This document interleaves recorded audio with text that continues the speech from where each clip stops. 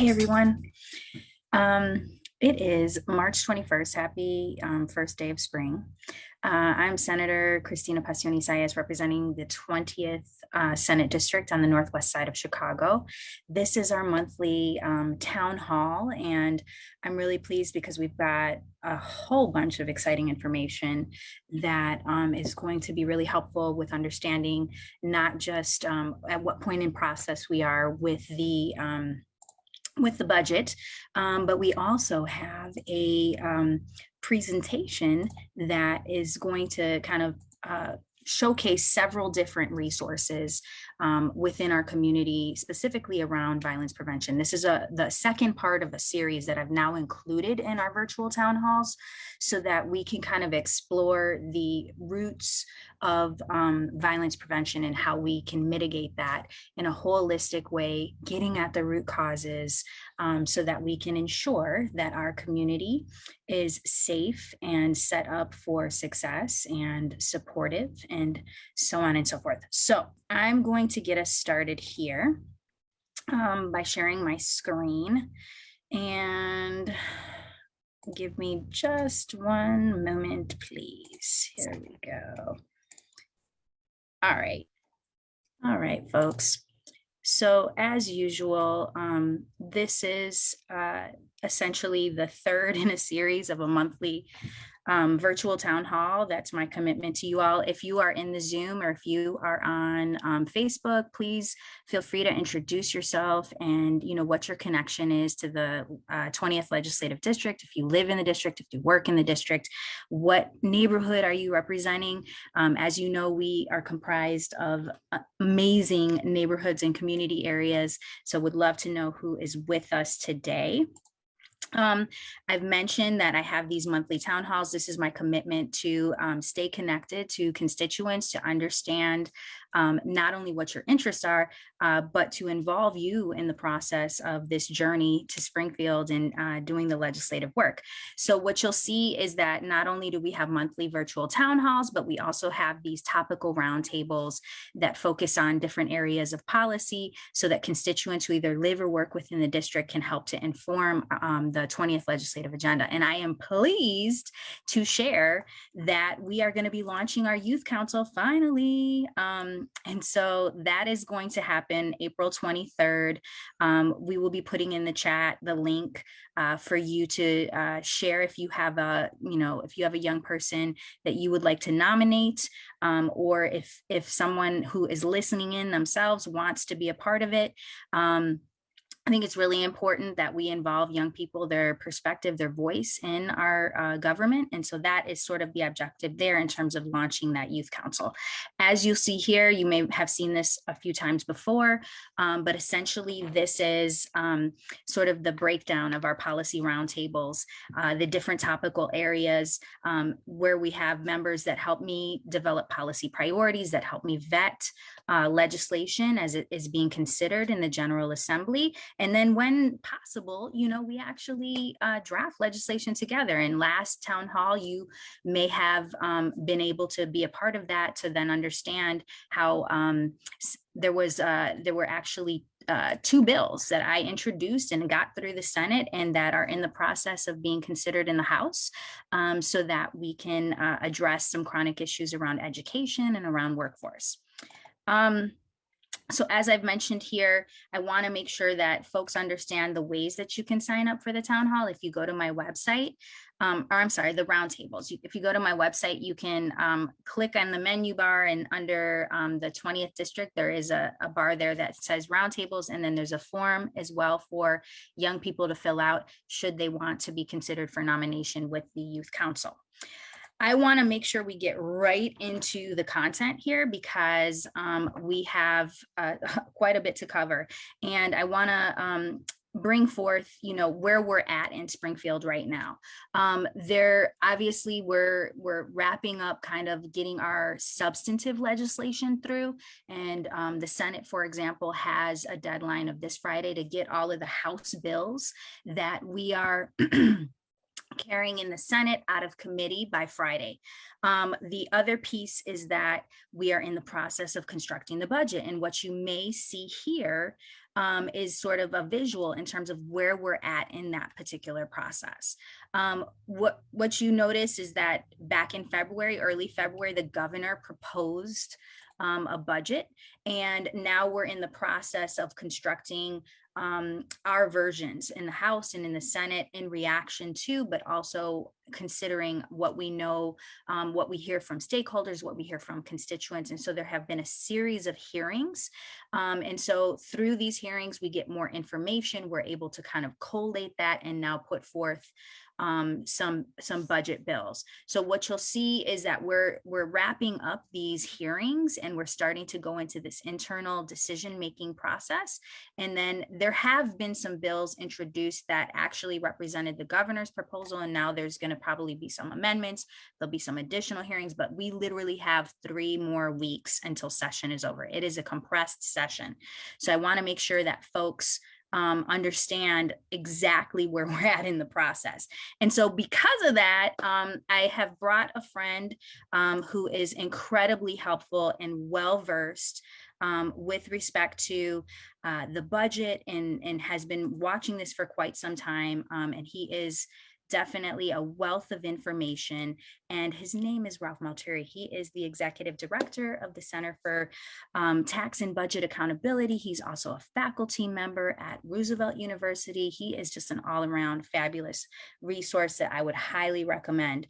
And because of that, I am dedicating a segment of our town hall to make sure that you all understand everything that's happening from the budget standpoint. So I'm going to share with you again my screen. And I'm going to ask Ralph if you can come on, and I will pin you so that folks can see your lovely face. I just ruined the whole presentation for everyone. There we go. And then I'm going to put it in presentation mode, so you're good.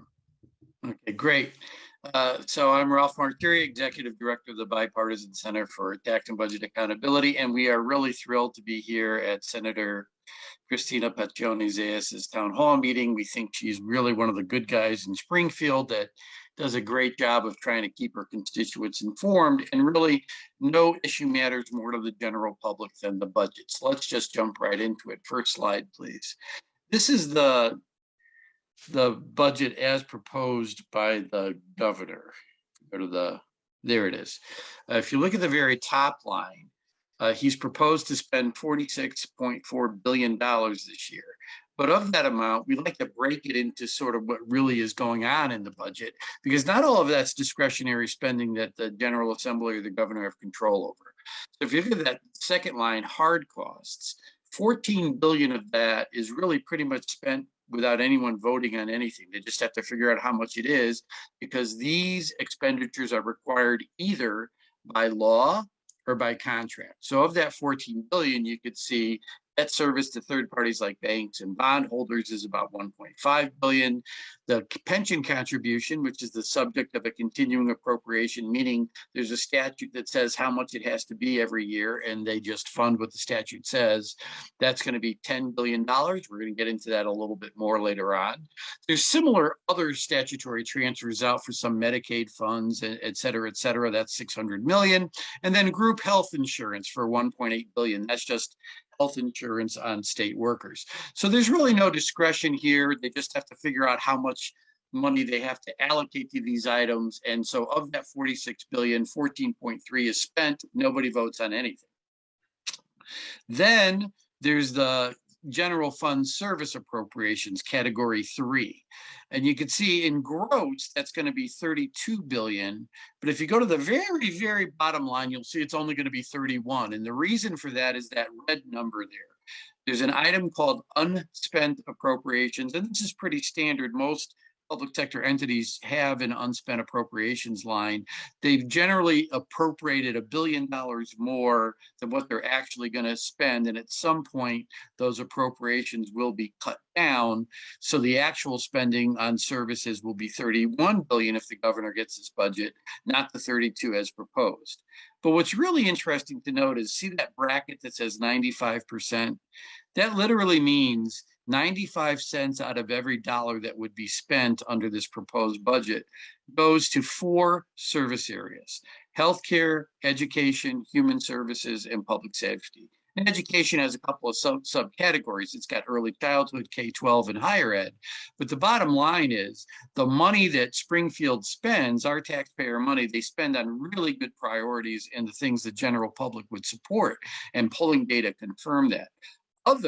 The very small line for 1.4 billion is literally everything else state government does. It's central management services, it's the constitutional officers, it's economic development, it's environmental protection, it's the parks. So the bottom line is there's not a lot of fat in the state budget, despite what you might read in some columns. We are pretty lean and mean, and we focus our expenditures on things the general public really, really wants to see taxpayer money being spent on. Next slide, please. And I'm not going to spend much time on this other than to point out, go to the bottom line, revenue this year is projected to be almost $2 billion less than it was last year, or the current fiscal year 2022. There's a couple of reasons for that, but key among them is we have an unanticipated surplus this year of $3.4 billion, where revenue came in ahead of projections for a number of reasons, some of which had to do with the pandemic. So there was a lot of pent-up purchasing that didn't happen during the pandemic that started to happen as the pandemic eased. For timing reasons, some changes in federal income tax law, et cetera, people moved their income into 2022 instead of 2023.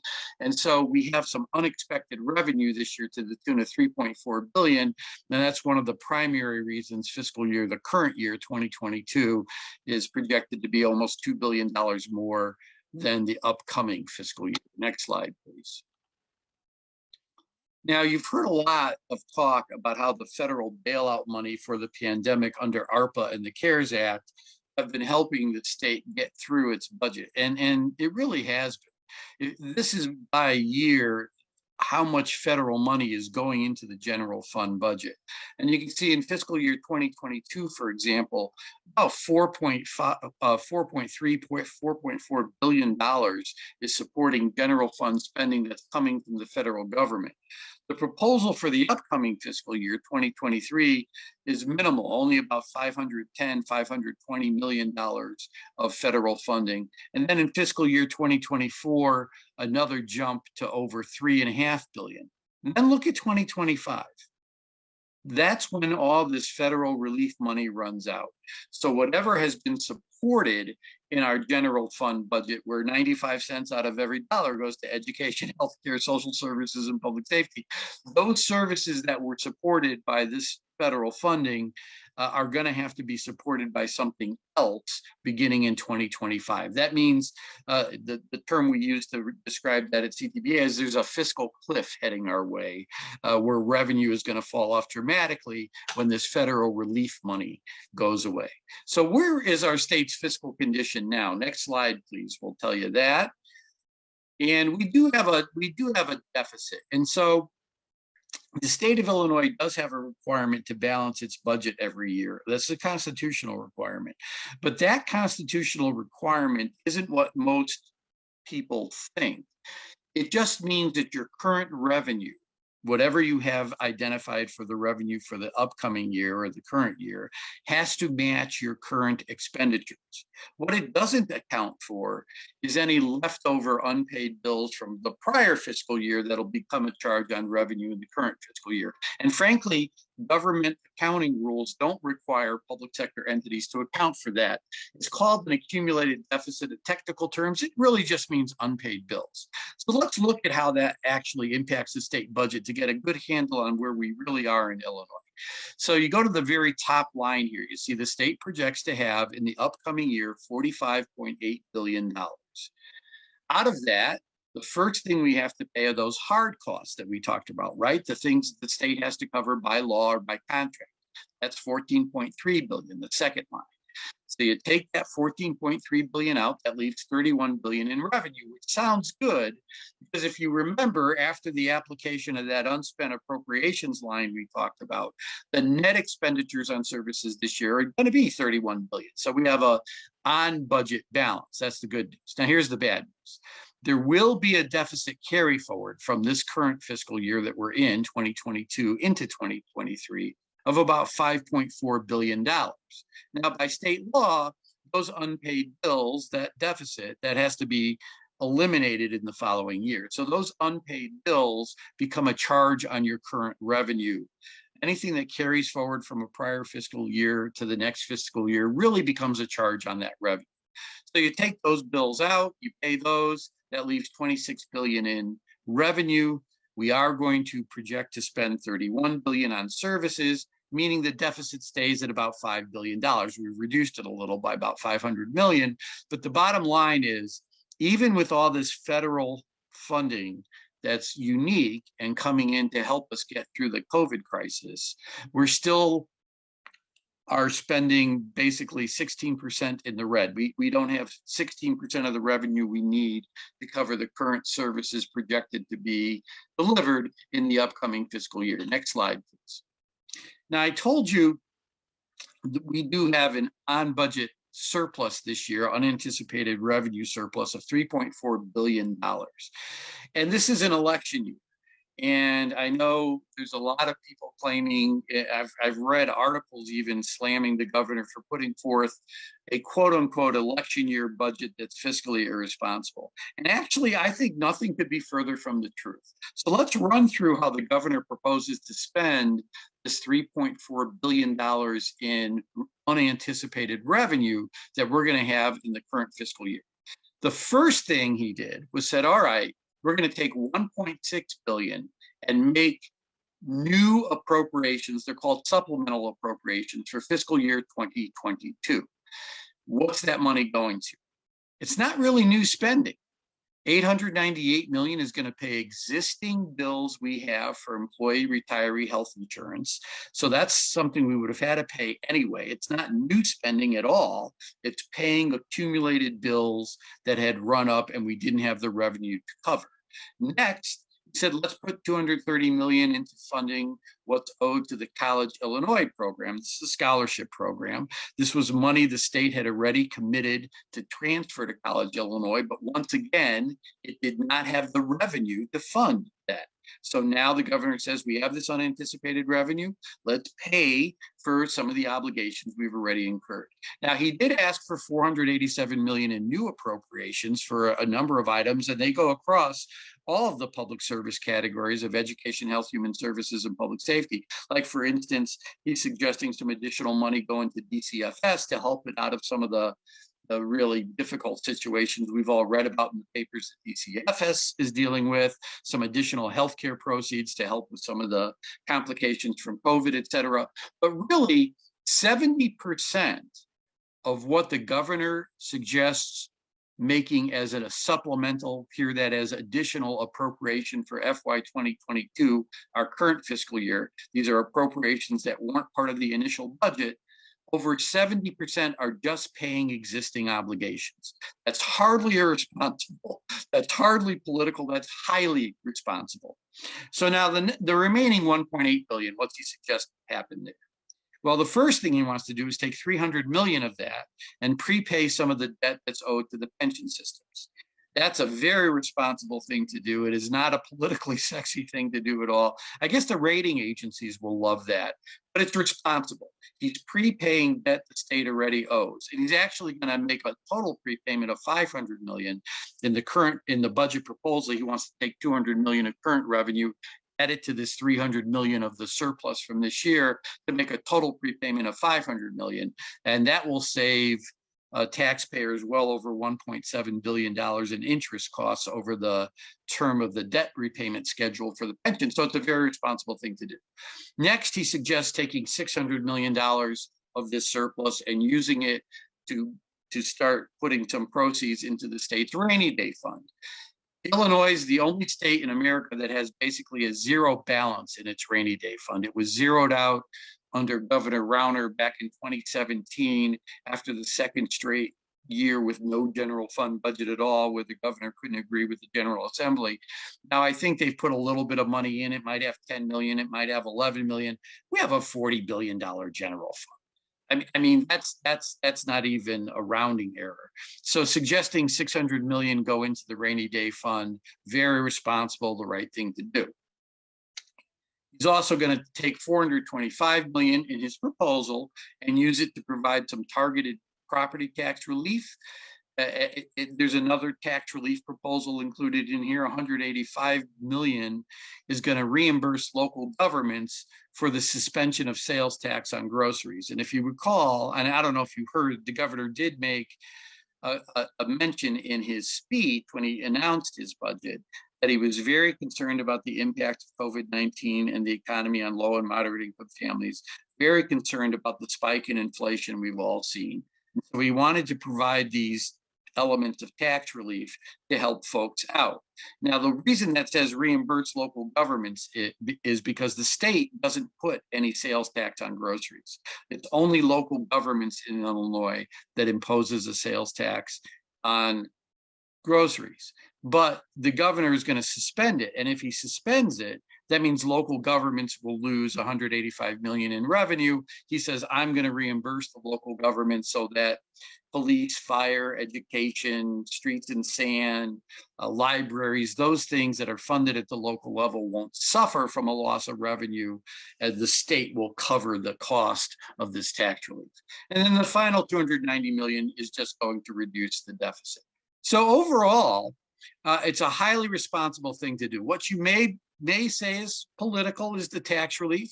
I'm willing to guess the governor understands that people think tax relief is good and understand the political implications of that.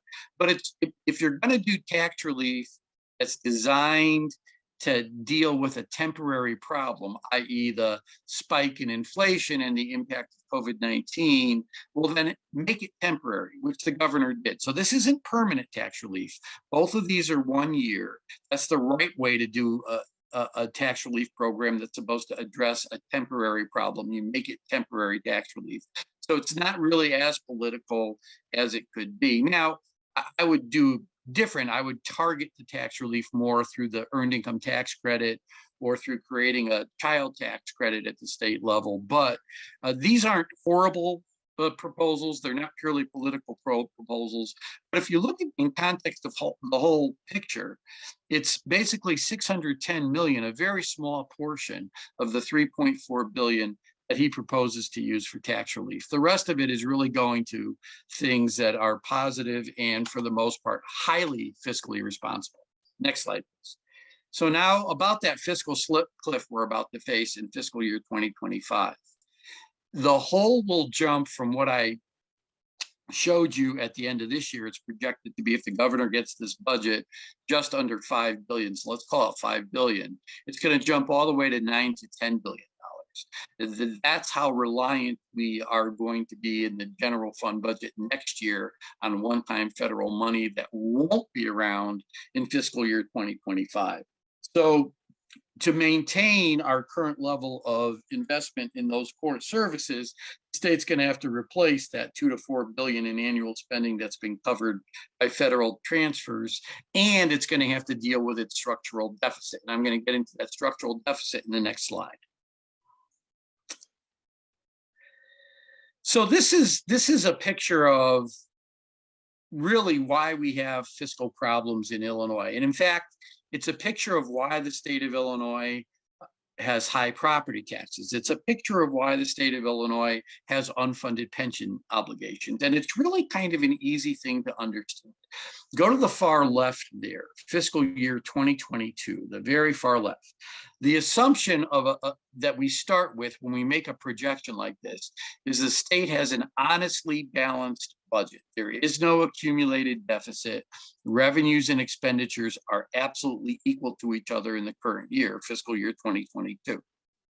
If that were the case, and you just adjust your current revenue and your current expenditures for historic rates of inflation historic rates of change in the population, you assume a normal economy, and you assume no changes in law, will your revenue continue to support your current level of expenditures into the future? The answer is no. The blue line shows you how our revenue is projected to grow. The red line shows you how our expenditures are projected to grow. Then you see the big jump between fiscal year 2024 and 2025, that dip in revenue. That's the fiscal cliff from the loss of the federal money.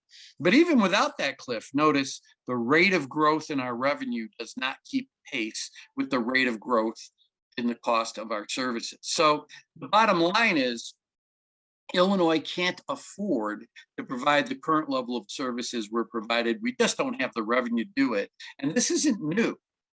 This structural imbalance between our revenue growth and our service cost growth has been going on in Illinois for at least 35 years. The University of Illinois was the first to identify it way back in the early 70s. And it's been a problem for politicians to deal with, because the only honest ways to resolve a structural deficit, right, are to raise your tax revenue up to the level where it can support your spending on services. That's a tax increase. So that's a politically challenging thing to do. Or cut your expenditures all the way down to your revenue line every single year. So that would mean every single year you're imposing relatively significant cuts to education, health, social services, and public safety. That is also a politically difficult thing to do. So instead of doing either of those things, here's what Illinois decision makers have historically done in both parties, Democrats and Republicans. They've, number one, shifted the primary obligation to pay for K through 12 education away from state-based taxes down to local property taxes. So what that basically does is it reduces the amount of money that goes into K-12 from state revenue and forces property taxes to go higher, hiding a portion of the structural imbalance from taxpayers, right? The second thing that they decided to do was to underfund the pensions that the state owes to its public sector workers, and they did this for generations. So let's say they were supposed to put in, just make the math very easy, $100. And instead of putting in the $100, they said, you know what, this year we're only going to put in $10 to the pension, and we're going to take 90 and use it to fund current services. So we're going to divert the revenue from where it should have gone to funding pensions to hide some of this gap between our revenue growth and our service cost growth, continue to fund current services, and then write an IOU to the pension system that bears interest over time. So, ouch. We did this for so many years that back in 1995, we'd gotten ourselves in a tough position. According to the GAO, the General Accounting Office in Washington, D.C., you have a healthy public pension system if it has 80% of the assets it would need to pay 100% of all of its liabilities for all of its pensions, as if everyone retired on the same day. That would be 80% funded, 80% of the assets you need. Well, they've gotten us down to being only 54%. So in 1995, they passed the pension ramp. And they said, if we follow this ramp, then in 50 years, our pensions will be healthy. Well, guess what they did during the ramp? They underfunded pensions for the first 15 or 20 years, grew the unfunded liability, and then backloaded the payment. So this structural deficit is really why we have big unfunded debt owed to our pension system and why our property taxes are high. And unless we can find a way rationally to resolve this from a policy standpoint, these fiscal challenges will continue in Illinois. Next slide. Now, it's appropriate to ask whether or not overspending on services drove that structural deficit. They have not. I'm just going to give you some quick comparisons. We in Illinois live in the 6th largest state from a population standpoint in America, the 5th largest economy of any state in America. Despite that, we rank about 37th in spending on education, health, social services, and public safety on a per capita basis. There's no way you could have the 6th largest population ranked 37th in spending per capita on services and be a high or overspending state. And the data have never supported the arguments that spending on services have driven our deficit problems. It's always been a bad tax policy issue. If you just look at this graphic, and I'm going to go through this incredibly quickly, the first column in the far left, that's our budget for education, health, social services, and public safety in fiscal year 2000, 2 decades ago, 20 years ago, that actually passed into law. The next line is expenditures in that budget adjusted for inflation into current dollars. So these are equal amounts in real inflation adjusted terms, right? So just go to the top line, K-12 education, $4.6 billion in spending in the year 2000 is equivalent to $8.8 billion in spending today. It buys the exact same amount in inflation adjusted terms. The third column is what the budget proposal is. And remember, this budget proposal is inflated by $1 billion because it's that unspent appropriation line that is going to cut these expenditures somehow, some way by $1 billion. I just don't know what's going to be cut yet. So I have to put in the gross appropriations. And then the fourth and fifth columns just show you whether there's an increase or decrease in spending, dollar amount and percentage. If you go to the bottom right-hand corner, we're going to be spending 18% less on education, health, social services, and public safety this year collectively than we did in the year 2000 under Republican Governor George Ryan. That's not a profligate spending state. Now, are there a couple of increases in here? Yes. Top line, K-12 education up by 3%. That's great. All of that increase happened in the last 4.5 years after the state passed its new school funding formula. If we hadn't passed that formula, that would be a negative number. And if you look at it, a 3% increase over 20 some odd years, it's significantly less than 1% a year. It's not like the state is going crazy, putting tons of new money into K-12. And as I'm going to show in a slide or two, those K-12 investments are really needed. Early childhood, this has been a great investment for the state of Illinois. We've increased it in real terms after inflation by 85%. That's the good news. The bad news is it's supposed to get just under $600 million in the proposed budget the governor put on the table for FY 2023. The actual demand for this, and Senator, if I get this wrong, correct the number, the last I saw was well in excess of $3.4 billion. So while we are doing a good job of making a better investment in early childhood, and all the data say that gets a phenomenal return on investment for taxpayers, we're coming nowhere near meeting. So spending has just never driven our problems in Illinois. One more thing on this slide, higher ed. It's been cut by almost 46% in inflation adjusted terms. It's a huge cut over the last 20 years, and it's made college far more expensive for our kids in the state. How do I know? Next slide, please. So this is comparing Illinois to the rest of the nation. Go to the far left.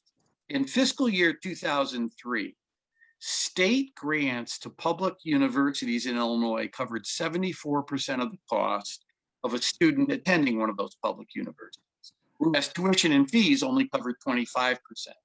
But because we've been so consistently cutting higher education over the last 2 decades, by fiscal year 2020, and this is the last year I have national comparison data for, so that's the year I'm using, fiscal year 2020, only 35% of the cost of public education was covered by state transfers to higher ed institutions. 64% was covered by tuition and fees. And you can see that outstrips the growth in the transfer to tuition and fees as a major funding source at the national level significantly. The bottom line is we are making universities and community colleges far more expensive for in-state families in Illinois because our general fund hasn't been supporting higher ed appropriately over time. Next slide.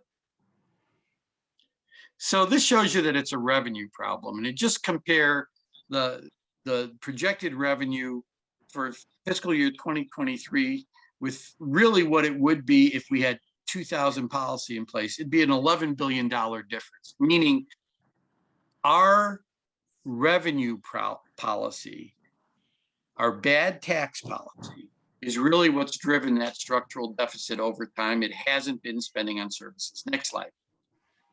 So here is the pension ramp I told you about. And these are the payments required by law. This was a payment schedule established in 1995 that are paying back the debt that was borrowed from the pension systems to hide the structural deficit and fund services. Now you add the two bars together, and that's the total payment required under the pension ramp. And so this is one of those hard costs I showed you in the very first line. But I broke the payments down into their component parts so you can see what's really happening here. The yellowy mustard color at the bottom, that's the actual cost of funding benefits being earned by work. The orangey bar, that's the plan for repaying the debt. That is so backloaded as to be unaffordable and unattainable. And that's the problem that's been created in the state of Illinois. It's never been about the cost of the benefits being earned by state workers. It has always been this irresponsible debt repayment plan. And that's crushing the state's fiscal system. So one of the things we have to do to solve our fiscal problems and eliminate the structural deficit is refinance, the technical term is re-amortize that debt into a more rational payment plan. Next slide shows you one.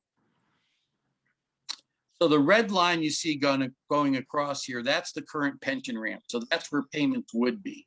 The gray bars show you a re-amortization. And what we do is we put a little bit more money in up front, that blue, than what the pension ramp currently requires, and we level out the amortization of the debt. And lo and behold, we can get those systems 80% funded by 2045. Remember, that's healthy. And save $55 billion over the debt service that's under the current ramp by just re-amortizing the debt and putting a little bit more in upfront. So those gray bars become the new taxpayer cost versus that red line. This saves us needing to raise either $55 billion in taxes over this period or cutting $55 billion in spending on education, health, social services, and public safety. It's easy to do. It's just a matter of legislation, and it's one of the core things we have to do to solve our problems in Illinois. Next slide. And just skip that slide for time. I know you're running a little late, so I'm going to try to go to the next slide. Now, I also told you that structural deficit caused our high property taxes by kicking the primary obligation to fund K-12 down to the local level, and so here's your proof. Go to the comparison. So this is Illinois compared to the nation on different revenue sources that fund K-12 education. The far left comparison, Illinois is in the red, the national average is in blue, shows you how much of K-12 education is paid for by the federal government, just over 7%, nationally 7% in Illinois. Now go to the middle column. That's the percentage of education paid for by state taxes. You can see national averages for state tax revenue to cover 46% of the cost of education. Where in Illinois, it's only 32%. We are dead last. And then go to the final comparison on the far right. Property taxes on average cover 45% of the cost of public education in the nation. They cover 60% of the cost of public education in Illinois. So there you have it in pretty stark data. The reason our property taxes are high is the structural deficit has encouraged the state over decades to push the primary obligation to fund K-12 down to local property taxes. And that, by the way, creates a highly inequitable school funding system. Next slide. It also creates one that's a tough tax system for taxpayers. So the blue bar shows you how much property taxes have grown in Illinois between 1990 and 2018. That's last year for which I have data. 70%, and that's after inflation. So this is in real terms. Median income, that red bar, has only grown by 11%. So our property taxes have grown by 7 times the rate of growth in income for most people. And that's just not a sustainable thing to do over time. And the reason that's happened is that structural deficit we got to get rid of. Next slide. Property taxes are also a lousy way to tax businesses. This is a study done by Ernst & Young every year. Go to the far left-hand column. Property taxes make up almost 46% of all the taxes businesses pay. If you go to about the middle of this graphic, corporate income taxes are only 4%. So bottom line, shifting some business taxation away from property taxes to corporate income taxes makes a lot of sense, and it's the right thing to do. Next slide, please.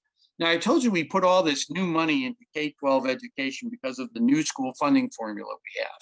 It's called the evidence-based model. And what it does is it ties the amount of money a school district is supposed to get to covering those educational practices, which the research show actually enhance student achievement, right? So it's automatically equitable and adequate in amount because the model itself adjusts how much revenue a district gets based on its concentration of low income kids, English learners, special needs kids, and gets additional resources to those districts so that they can implement these evidence-based practices and really meet the educational needs of the children they serve. There's the good news. The bad news is at our current rate of funding it, which is $300 million a year every year in new revenue, you can see that as the second line there, new annual tier funding, it will take 20 years to fully fund the evidence-based model. We don't want to do that. By statute, it was supposed to be funded by 10 years. Go to the next slide. And if we were to fund it in 10 years, we'd have to increase this annual investment of increasing K-12 by 300 million up to 1.1 billion.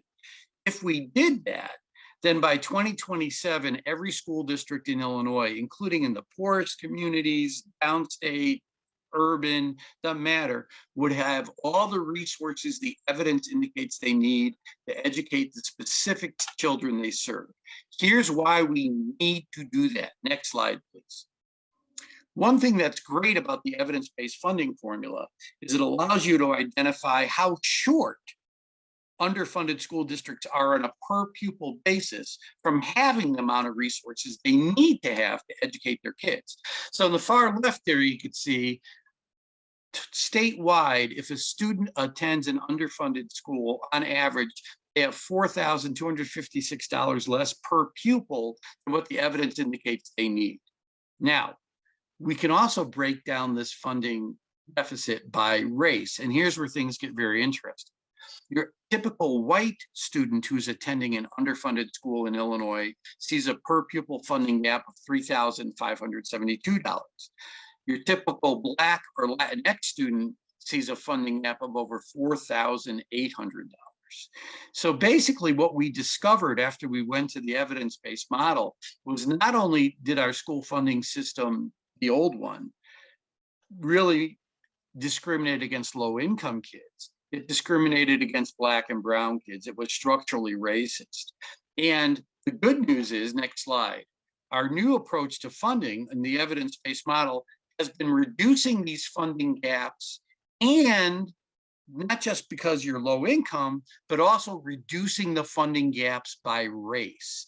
So the funding gap per pupil for Black and Latino kids has declined by 4%, whereas the funding gap for low income white kids has declined by 1%. That's appropriate because of this imbalance. So the model is very much working. What we need to do is fully fund it. The problem with that is, next slide, it costs $4.4 billion to get there. If you go to the next slide, please. And we're nowhere near that at our current level of funding. So let's get the job done. So how do we do it with our current school funding system? Next slide. And we will skip that slide. Next slide. Trying to be real sensitive to your time, Senator. There's a couple things we have to do. The first thing we have to do is refinance that pension debt. Second thing we have to do is increase our income tax. Now, the best way to have done that would have been having that fair tax passed, but it didn't. If the fair tax had passed, it would have generated $3.6 billion in new income tax revenue, all of which would have been paid by the richest 3% in our state. Now, we can no longer have a rate that imposes the full income tax increase on the wealthiest. So a 1% increase on our flat tax, our current income tax rate is 4.95%. If we bumped it up to 5.95%, that would generate 3.6 billion, or the same amount of money as the fair tax would have generated.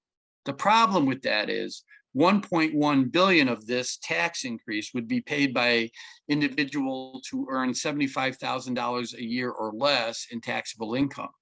That's 4.9 million of our taxpayers, of our 6.3 million taxpayers, 78%, almost 80%. And the problem with that is these are the folks who've been hit hardest by COVID-19.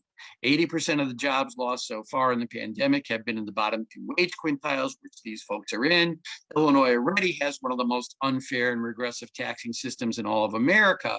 So if instead of just increasing the income tax rate by 1%, we increased it by 1.5%, see line 3 there, from 4.95 to 6.54%, and then put in a refundable tax credit, we could eliminate that's targeted to people earning $75,000 a year or less.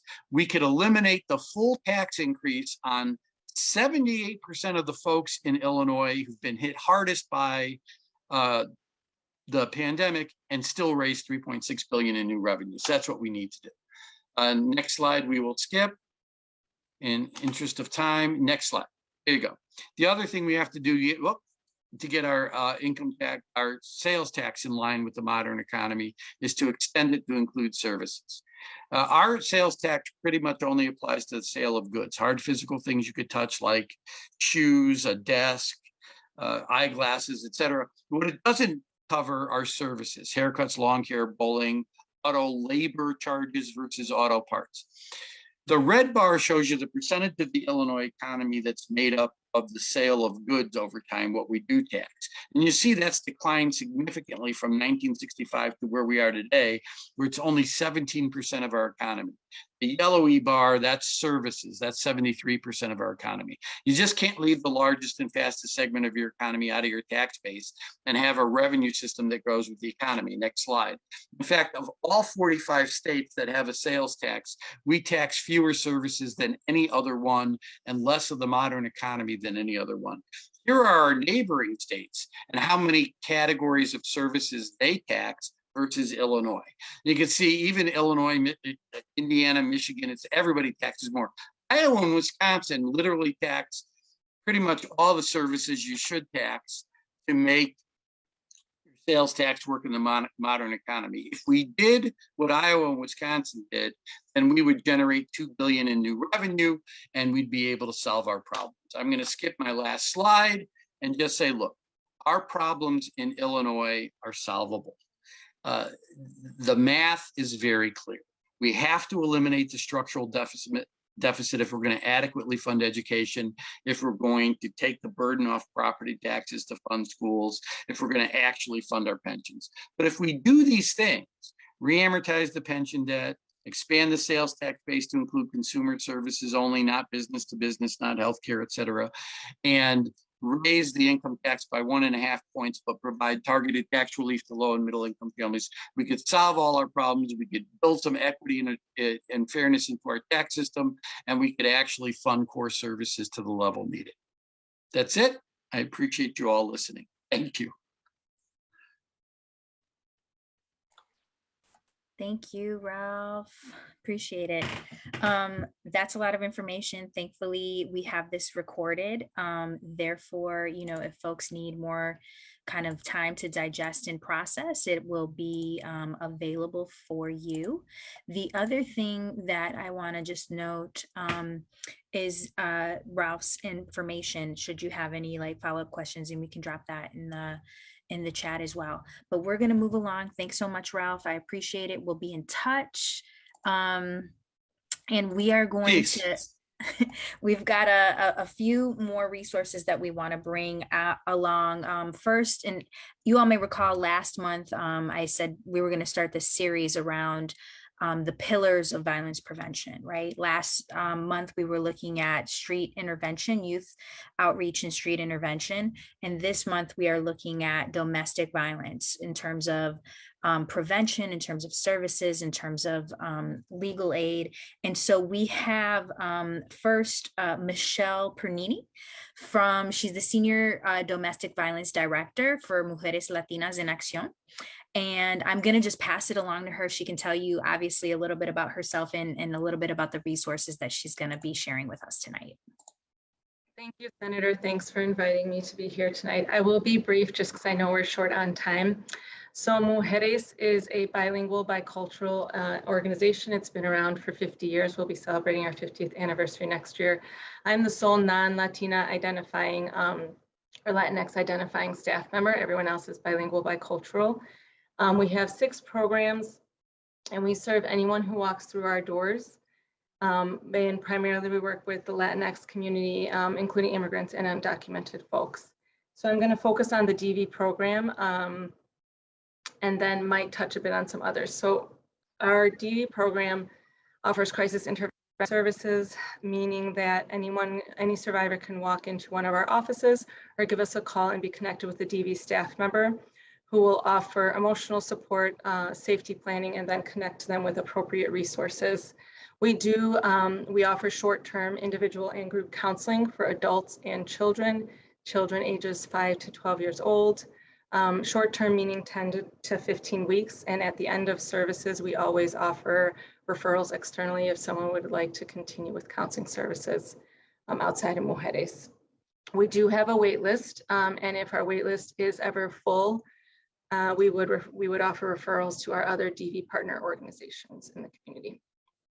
We also have court advocacy services, which work with survivors in order to educate them on their rights as survivors, as well as let them know what their options might be through the legal system, many times informing them and supporting them if they would like to petition an order of protection, as well as accompanying survivors to their court hearings.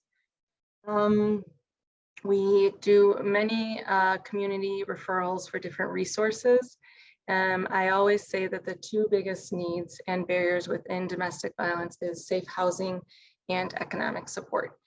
This has increased as a need throughout the pandemic, but it has always been there. And so we do a number of resource referrals in the community for different housing programs, as well as different economic support opportunities. We thankfully have raised some funds or received funding through the pandemic to be able to support survivors with rent assistance and basic needs such as food and hygiene. This is offered to folks who are current clients of our DV program. And I'm just going through my notes here because I don't have my slides up. Yes, and then we also do community education and training.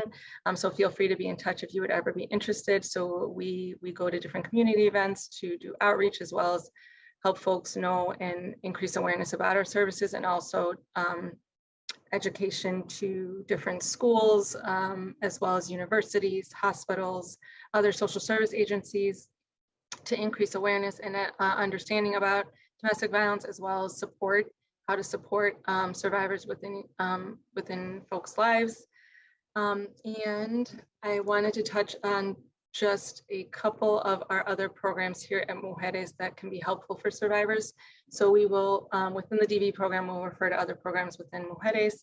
We have a parent support program, which offers safe exchange and supervised visits for survivors who may have left their partner, but still want their kiddos to have visits with them. And it would be better to do so with a supervised visitation, as well as parenting classes and education. And also Empresarias del Futuro is a program that we have that is in Spanish and it's an entrepreneurship program for women who might be interested in starting their own business or expanding their own business. And this is especially important for survivors because it can help support them in becoming financially independent. If all of our services are free and confidential. Again, our services are offered in English and Spanish. Within DV, we also have capacity for Portuguese. We currently have all of our services offered virtually via phone or video conference, as well as in person. So you can walk into any of our offices as well. We are still maintaining COVID precautions and wearing our masks on site to promote safety for everyone.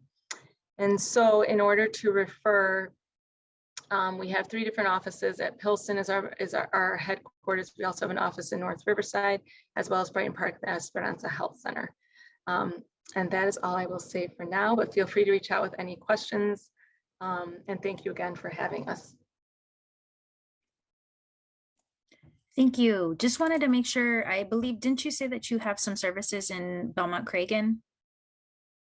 Well, so we don't have an office located in Belmont-Cragen, but we can serve survivors in any neighborhood within the city. So yes, we do serve folks up there. Wonderful. Thank you so much. Appreciate that.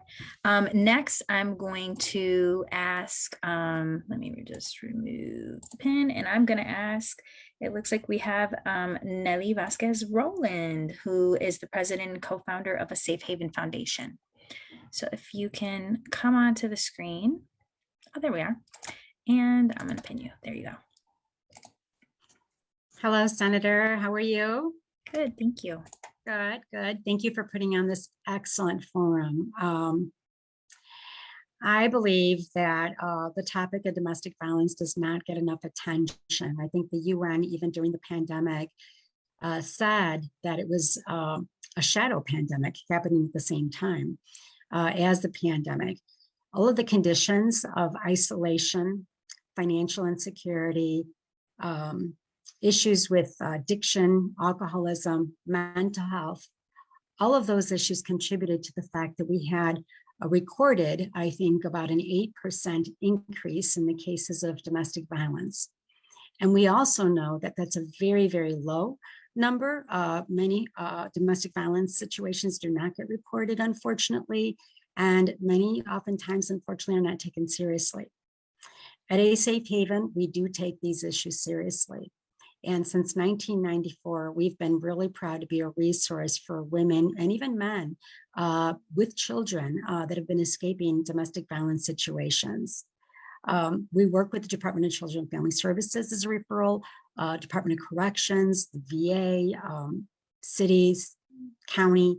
Most agencies that operate in this space are partners with A Safe Haven, but we're also always open to welcoming people that are just literally running away from home and looking for a safe place to come. We're grateful that at A Safe Haven, we do have a network of housing, phased housing that ranges from transitional housing, which is a place where people can come in, get individualized case management services, and get assessed on all the social determinants of health that they may be facing, not only them, but also their children.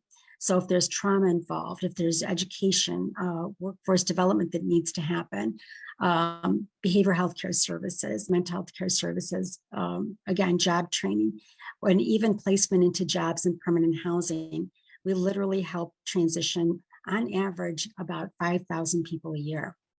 And we have a transitional housing, supportive housing, affordable housing, senior housing, and military veteran housing. So if we don't have a path for you to move from transitional housing to supportive housing, affordable housing, whatever kind of housing you need, then gratefully, we have a huge network of landlords that we work with in the community that tend to welcome the people that come through our programs, because the people that come into A Safe Haven, we're grateful to have the opportunity to really help stabilize them and help them again get connected to the services that are going to help them have the presence of mind to help themselves. So also we have employment opportunities through our social enterprises. So we have catering business. We train people for the culinary arts. We also have a landscaping company. And one of the biggest businesses that we've been placing people into jobs with is our staffing business, which during this pandemic has really been a great resource for employers that are having a hard time finding people. And we have people that are truly trained and ready to work and highly motivated to go back to work. So we believe that what Ralph said is absolutely true, that based on the rate of inflation and based on the amount of money that's really been going into human services, one thing that we should be looking at is really looking at how we can actually take those resources and allocate them for results. So I was going to ask him, unfortunately, he didn't stay on the call, but back in 2011, for example, they had a bill that passed and became law called Budgeting for Results. So oftentimes we have the goals to expand capacity.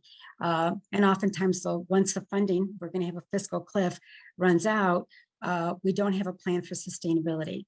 So I believe that we're really at a crucial moment right now where, as we have resources to expand capacity, we also have to at the same time look at where we are making the biggest return on our impact, how by helping these women, we're helping them getting them into jobs and into permanent housing, we're actually reducing the cost of crime, violence, and dependence on the Medicaid system, for example. So this was an excellent forum to talk about these things, and they do go hand in hand. I think that's so important that as we go forward, that we look at ways that we can take our precious resources and help the most vulnerable because they do account for the highest costs of our human services system and even our educational system.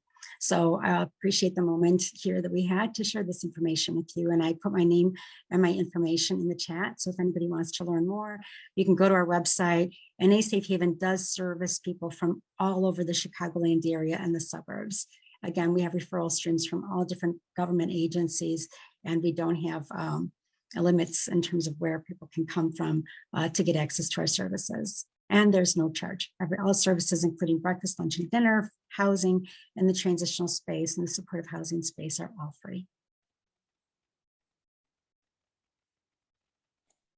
Thank you, Nellie. Really appreciate it. We re-added your information in the chat and also on the Facebook Live, so people will be able to get in touch with you. Thank you so much. We're going to move along.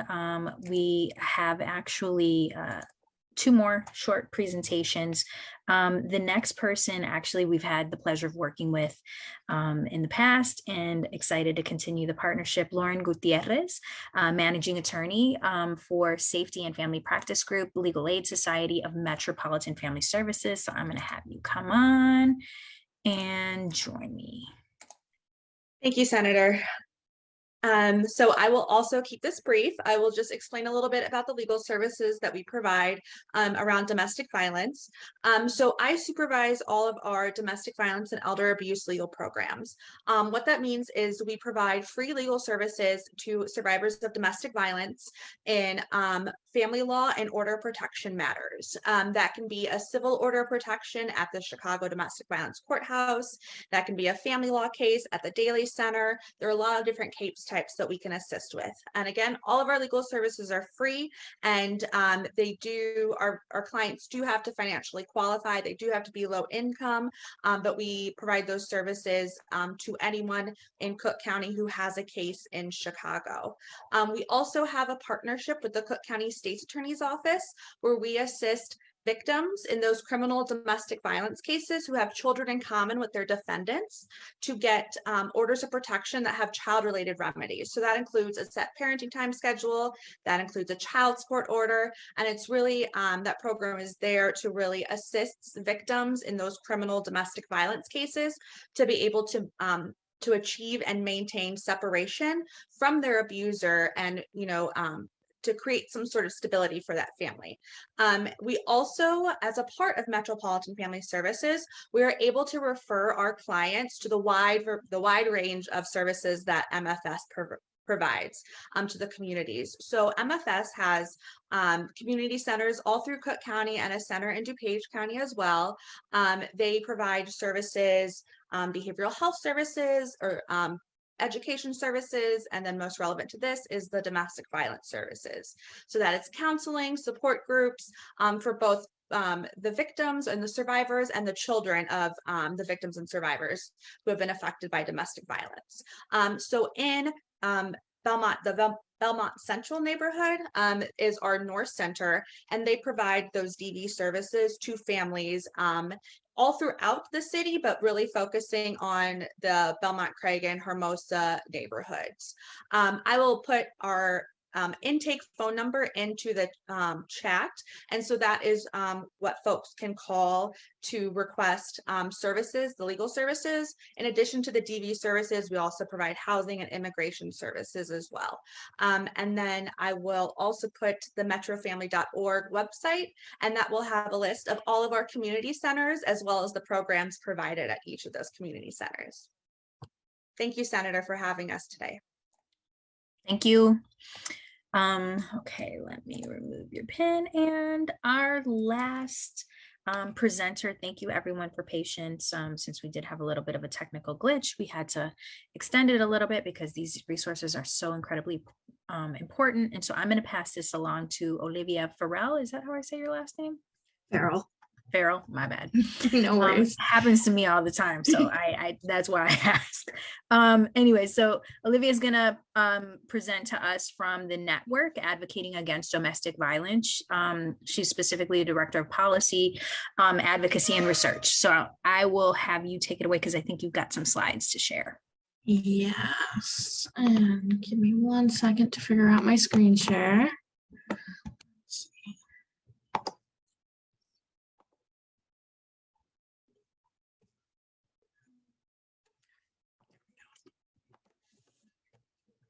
Okay.